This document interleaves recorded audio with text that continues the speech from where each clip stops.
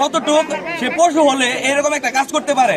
তার বউ, তার যে স্ত্রী, সে একটা ভালো মানুষ ছিল, তার যে অপকর্মগুলো ছিল এগুলো প্রশাসন এবং স্থানীয় লোকদেরকে বলে দেওয়ার কারণে সে তার স্ত্রীকে লজ্জাস্থানে আঘাত করে, বারবার আঘাত করে পরে সে মৃত্যু ঘটাইছে। এই ধরনের কাজ কেন ছিল? তার যে অপকর্মগুলো ছিল এগুলো প্রশাসন এবং স্থানীয় লোকদেরকে বলে দেওয়ার কারণে সে তার স্ত্রীকে লজ্জাস্থানে আঘাত করে, বারবার আঘাত করে পরে সে মৃত্যু ঘটাইছে। এই ধরনের কাজ কেন করলো? আমরা এলাকাবাসী হিসেবে তার সর্বোচ্চ শাস্তি আমরা ফাঁসি দাবি করছি। এই সন্ত্রাসী, এই খুনি এই এলাকার মধ্যে কোনো জায়গা হবে না, আমাদের স্পষ্ট কথা।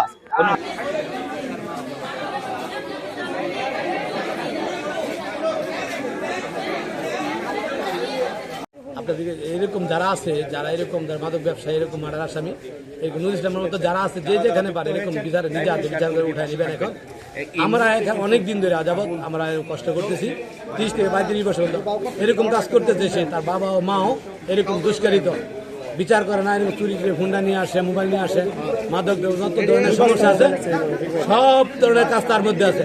এখন নির্বিচারে বড় হইতে এরকম এখন আমরা চাচ্ছি এলাকার যে পাবলিক আছে যে তাকে এখান থেকে উৎখাত করে দিবে।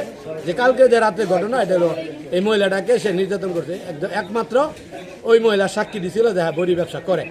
জিজ্ঞাসা করছে পুলিশের যে মা তুমি কি জানো কিভাবে বড়ি আনে, কি হক বলে, বলছে সত্য কথা স্বীকার আসছে।